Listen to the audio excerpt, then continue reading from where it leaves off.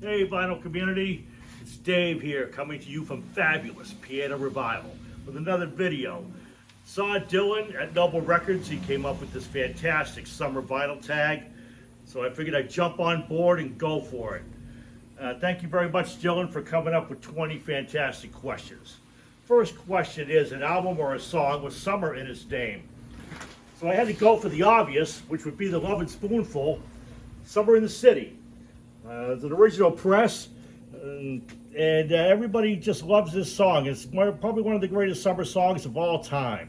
But then I was thinking to myself, well, there's other summers out there. So, well, how about Donna Summer? Okay, we'll go with Donna Summer. And then we have Donna Summer. And then also we have, well, Donna Summer. And then there's Donna Summer.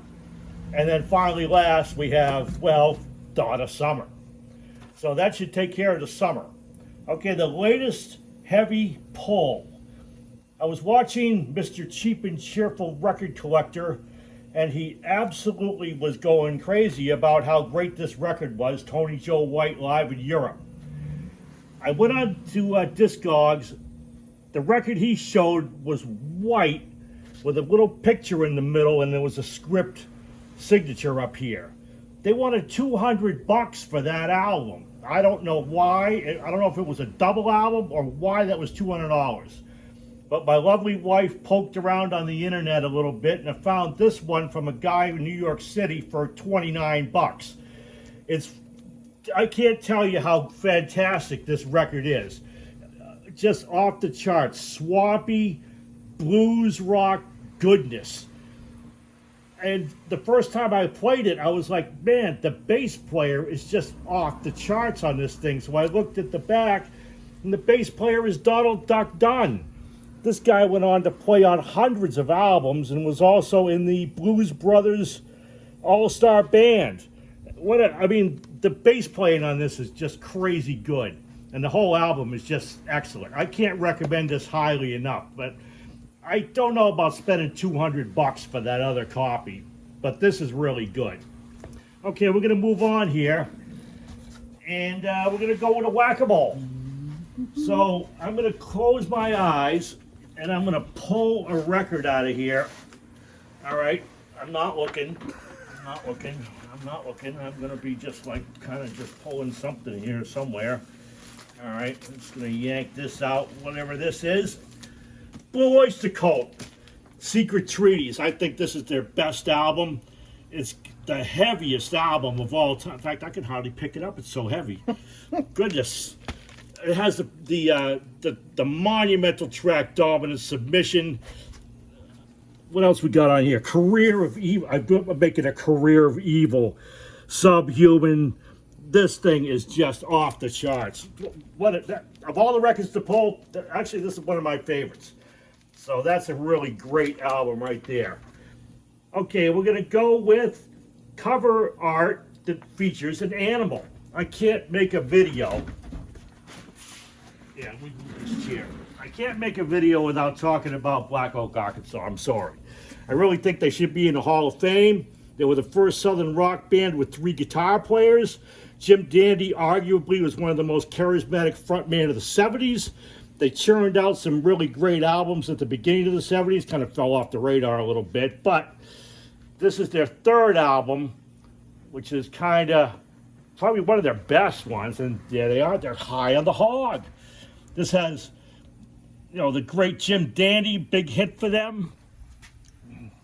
So I'm going to go with this album right here, High on the Hog. I believe this is 1972 or 3. And it also introduced Ruby Starr as a guest vocalist who really jazzed up the band quite a bit. Now, I am going to mention one thing. The drummer, Tommy Aldridge, that guy should be in the Hall of Fame all by himself, as he left this group and went on to way, way bigger things. Played with Ozzy, played with Black Sabbath. That guy was just an incredible drummer. He's still around too, but he should be in the Hall of Fame all by himself. Okay, we're going to go with the next question, which is an album with a great story. I'm going to show a bunch of albums with a great story. I told the story before, but I'm going to say it again. I had a very good friend of mine, Mr. Wade Jenkins. He was an old timer, and he was retired, didn't had a lot of time on his hands. He lived a quarter of a mile away from the local dump. So they had a lean-to set up down there where people could put stuff that was still good. He'd go down there 3-4 times a week and poke around in there, and once he realized that I was into collected records, he started picking them up for me. And picking them up he did. I got literally piles of records. And this is back in the early mid-2000s when old records, nobody wanted them. So I ended up with so many. I gave away 13 records to a thrift store every single week for a year and a half. That's how many records I had. But I kept the good ones, obviously. And I got a lot of vintage jazz albums also. Little silver lining on that story. So I got these all at the same time. They all came from the same place. They all have, I'm not going to take these out of the jackets because, out of the sleeves, because it's just going to be too much of a trouble. They all have a printed plastic cover with the price tag. They're all marked down. This is a 6i. It still has the original, what do you call that, wax paper sleeve. And that's a 6i. These are all in super, super good condition.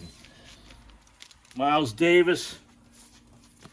And we have Kinda Blue, his monumental work. Again, they're all of these plastic, like almost like a bag sealed for your protection with the price sticker. This was $3.98, knocked down to $2.97. Clifford Brown, Max Roach on Basin Street. This was marked down to $1.97. Maynard Ferguson, Let's Face the Music. This is a particularly really good album, The Steamer Stan Getz. This one wasn't marked down, but apparently they whoever bought these paid the $5 for this. This one here is really great. Dave Brubeck and Desmond, $2.97, and I love this. I love this album from 1954. They made colored albums in the 50s. That is really nice. And finally, Shearing on Stage. This is a mono. This is a lot of people poo-poo Shearing for being sort of mood music type of thing, but this album really cooks. It really cooks. Good stuff. Again, they all have this little plastic sleeve in here. So I don't know if these were used and then resealed, or if they was taken out of the shrink by the record store and then put into these. I do not know what maybe somebody out there knows. I don't know. But these were all just, they were laying on the ground at the dump, along with a lot of other albums I also got. But these particular ones, it's a pretty good story. That's what I'm thinking. Okay, we're going to move on to the next question. Album we'd be surprised to see in my collection. So I'm going to go with Glenn Gould, Beethoven's Sonatas, and also Glenn Gould, Bach, the Goldberg Variations. I like this one way better. Sometimes these Beethoven ones, they kind of sound like silent movie music. But there's no denying that Glenn Gould, well, as far as I'm concerned, there's Glenn Gould and Thelonious Monk. And then there's everybody else, right at the top of the heap. This is a fantastic album. He redid a record that he had originally done when he was much younger. I know he looks like he's like 60 there, but he was only 48. This guy did more drugs than Elvis Presley and told everybody on and on that he was going to die when he was 50. And the day after he turned 50, he had a massive stroke and he was dead 3 days later. Quite a story. But he was an unbelievable pianist. So those are two albums you're probably surprised to see in my collection. Okay, moving on to the next question here. Cheap Heat. Oh, the Isley Brothers. You can find this for $1. I don't know if dollar bins exist anymore, but I got this at a thrift store for $1. They're really, and just psychedelic funk is what this is. Ernie Isley just shredding the guitar. It is just so good. This band, they cook. And anybody who's familiar with them knows what I'm talking about. They had a massive hit with Who's That Lady in the 70s, and Ernie Isley just destroying this guitar. So good, especially side one. Go through side one, and then you get down to Rockin' with Fire, the last track. Just, it'll melt your turntable, speakers, everything. And you could get this for, $5-6. All their records are really cheap. I got 4 other ones, but this is my favorite. Okay, we're gonna go with a 45. Okay, I got about 545, but I'm gonna show this one. Stickball. I think everybody's probably familiar with this song by P. Vert. Probably one of the greatest one-offs of all time. Just starts out nice and slow, and then he just builds into a shattering climax, screaming into the mic. It's really something else. This thing put out in the 70s, and it still has legs. So, Stickball, if anybody hasn't heard this, it's, you can listen to it online, but just make sure the kids are out of the room. All right, we're going to move on here. Favorite documentary or biopic? I decided to go with Buddy Holly. The biopic, Buddy Holly story with Gary Busey. I love that movie. I especially like the part when he goes into the Apollo Theater and they think they're black. True story. They get up on stage. Well, first of all, the people backstage were shocked that there was an all-white band. The first one to ever play the Apollo Theater. And the whole theater is all full of, the audience is completely, and they Buddy Holly, this curtain goes up and their jaws all hit the floor. But it didn't take long. For Buddy to bring the house down.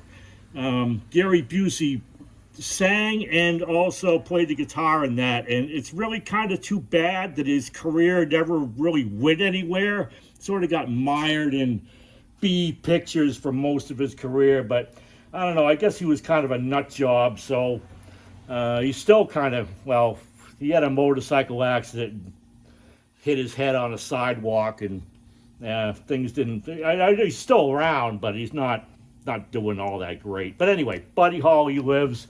Go with that one. And a box set, I swore up and down I was never going to buy a box set, ever. Wasn't into them, didn't like them. So then back in November, I actually bought 3 of them. So the first one I bought, Mr. Channel 33 1/3, just went on and on and on about how great this was. It's a Van Halen box set, Sammy Hagar years. Actually, I love this. It didn't leave my turntable for almost like 3 weeks afterwards, just spinning these records. It was really good. Well worth the money. It was like $100, maybe 110 for this. Well worth it, and I'm so glad I bought it. So that's a box set there. And then I also bought these 2 Rolling Stones singles around the same time. And these are just they've been remastered, repressed, original sleeves. So glad I got these. But there's a lot of B-sides that were never released on any album on these 2 sets. There's a poster, there's a little booklet, there's some pictures in there. Anybody who's into the Rolling Stones should definitely, and they're not, this one here cost me some money. This one was a little cheaper. Or was it vice versa? I can't remember. One of them was around $110 and the other one was like almost $200, but I can't remember which is which. But anyway, there's some box sets. All right, I'm gonna go across over here on the other side of the room, kind of walk around Piano Revival a little bit and show you what's been going on in here. My snowblower still hasn't been used in some time. Hopefully it'll be a lot longer before it gets used. So just working on a few pianos in here and try to stay busy. Okay, we're gonna come over here to the other side. And we're going to go with the next question, which is the most trashed record in your collection. I bought this at the Salvation Army for 99 cents. I'm not a big hip-hop fan by any means, but I knew that these guys were a top group, and I had seen this record in other places. This is by far the most trashed record I have. I would probably buy another one at some point. But I don't know, I just can't get into spending all that much money. So it does play, and if you wet it down a little bit, that's an old DJ trick. If you just get an old dishwasher and just get it a little damp and put it on the record, it really helps the pops and clicks. So I'm gonna just show this, how trash this thing is. You can I think you can get a good shot of that. I'll hold another light here.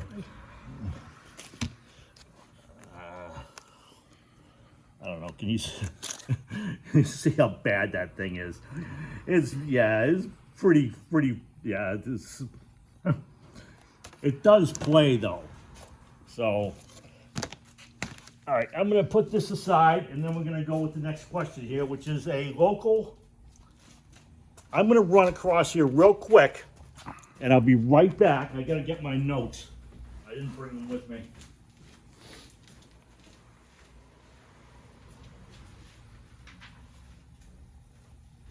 Sorry for the break. Okay, we're going to show a local band. Okay, this is John Lincoln Wright and the Sour Mash Boys. Back in the early 1970s, right around, not too far away from where I live, you can go up to the Easton Sharon area, and right above that, Foxborough, Walpole, Plainville, all very small towns.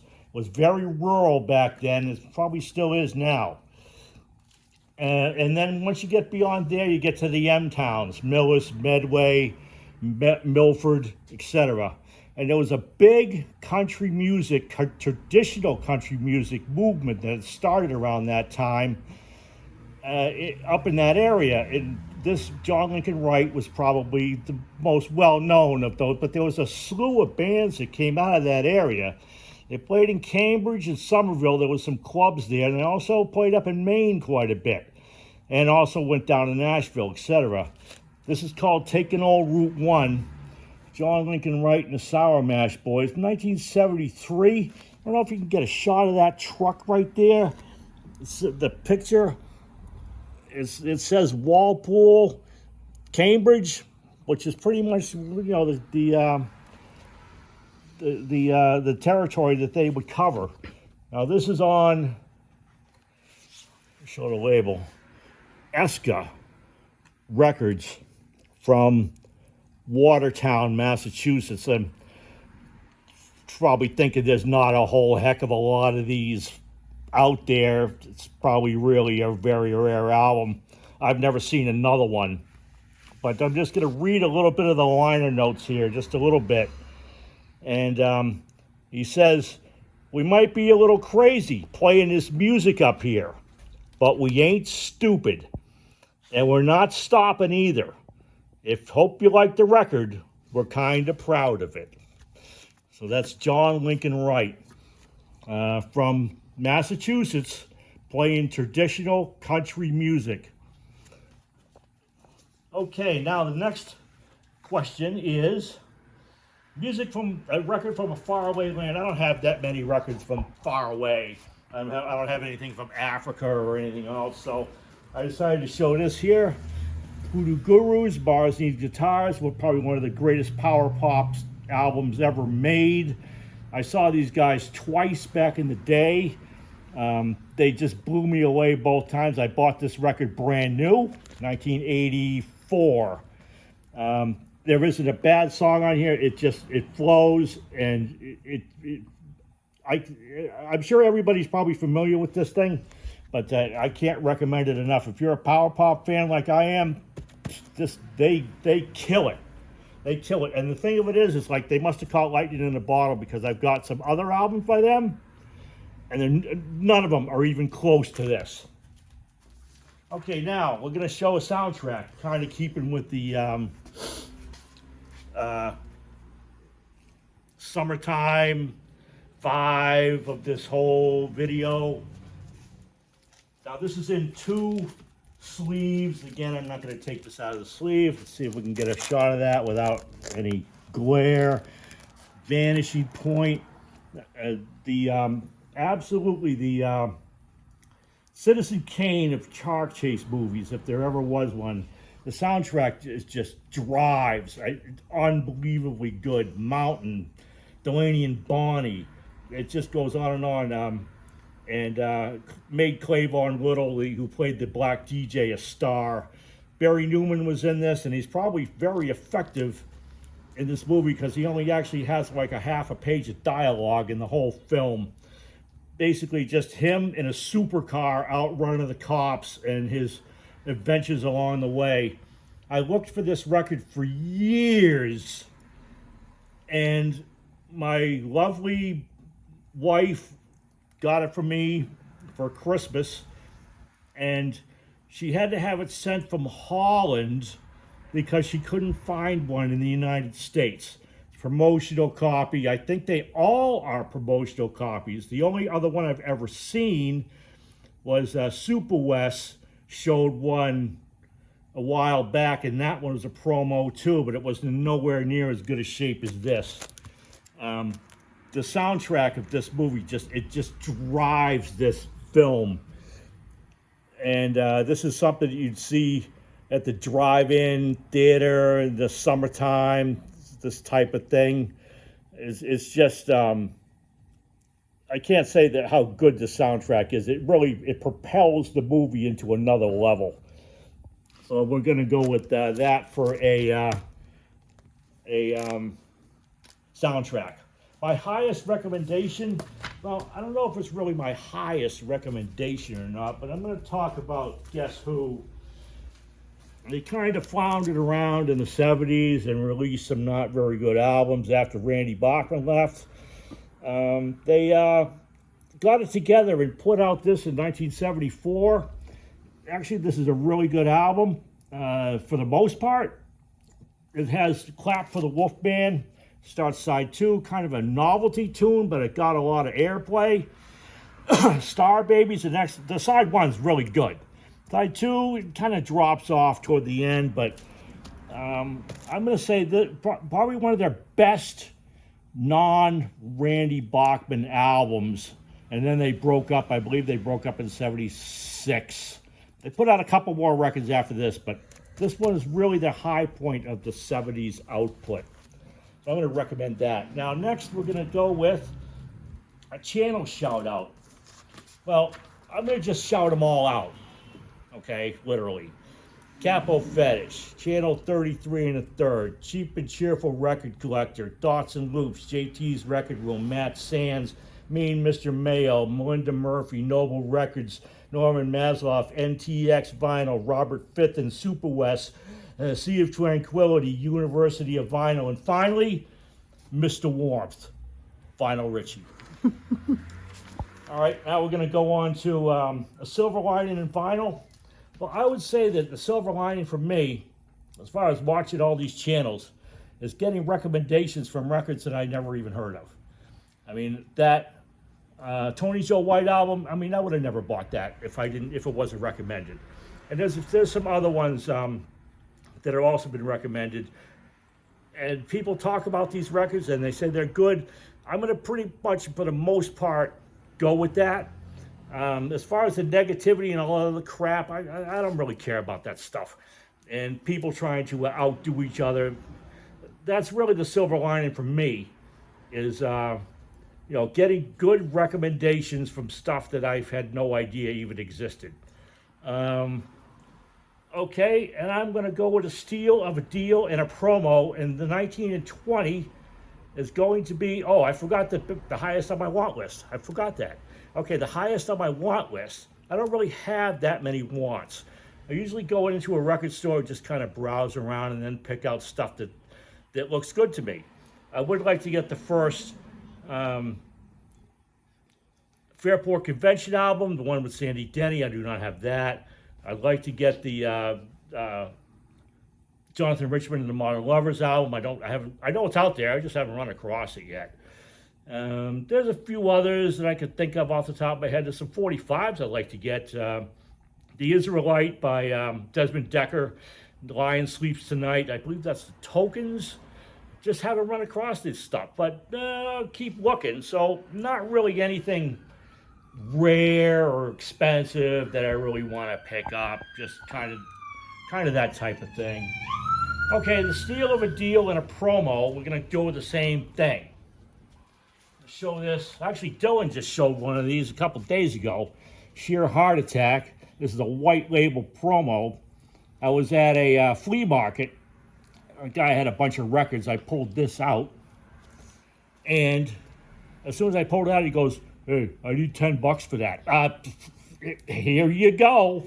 And I knew what it was. So I bought this for $10. White label promo. These records are hard to find. Even good, clean originals. So believe me, I was thrilled to get this for $10. So thank you very, very much. A steal of a deal and a promo. I'm going to show a few more other promos just because, well, it's my video and I can do whatever I want. This one here is not a white label, but it's a gold stamp promo, Seasons in the Abyss. My brother worked in college radio in the 90s, and I got a lot of this stuff from him. Got that one. And this one here. I found this actually came from the dump. This is not a white label promo, but it does have Disco Inferno. 10 minutes and 54 seconds of disco, just blow your mind greatness on this. And we're going to show this one here. I got this from my brother. This was used. I'm thinking this is probably pretty rare. It's not even a jacket, the photo on there. Nothing inside. But the records, they've been used. They're not pristine. A lot of these promos, you pull them out, looks like never even played them. But there you go. Blood Sugar Sex Magic, Under the Bridge. Yeah, this is actually one of my real prized possessions. This one here. I thank my brother Steve for gifting me all this stuff. He gave me a box of them when he moved to New York. And Tommy Boland's solo album. I bought this at a used record store. It wasn't really a lot of money either. I think it was under $10. And it wasn't really that long ago. Maybe 4 or 5 years ago, something like that. So I was pleased to pick that up. And again, my lovely wife got me this for Christmas. This is a really, really great album. As long as you can get past the lead singer, it's an acquired taste. But again, white label promo. And finally, I picked this up a couple months ago. Blue Oyster Cult, 1979. Again, white label promo. So I actually have quite a few of these. I just showed a few of them.